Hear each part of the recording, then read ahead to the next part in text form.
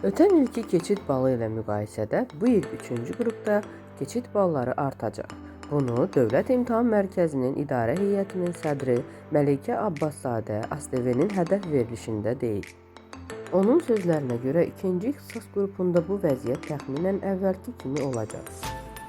Həmçinin o qeyd edib ki, 1-ci və 4-cü ixtisas qruplarında da ballar təxminən ötən ilki səviyyədə olacaq.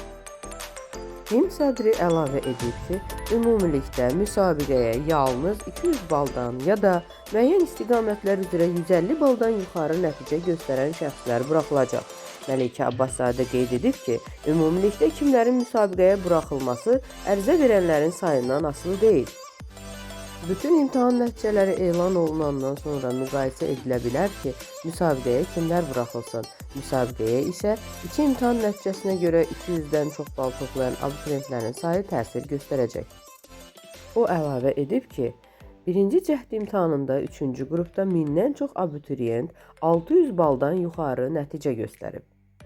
Balların artmasının əsas səbəbi isə 600-dən yuxarı bal toplayan abituriyentlərin çoxalması ilə bağlıdır. İmtahanda yüksək nəticə göstərənlərin çoxalması keçid ballarının qalxmasına səbəb ola bilər. Əgər bu il 3-cü qrup üzrə qəbul düşünürsənsə, keçid ballarındakı dəyişiklikləri nəzərə almalısan. İmtahan nəticən nə qədər yüksəkdirsə, bir o qədər şanslısan.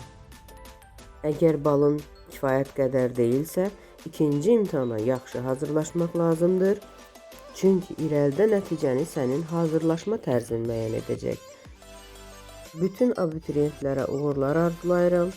Bu cür videoların davamının gəlməsini istəyirsinizsə, kanalımıza dəstək olun, abunə olun və paylaşın.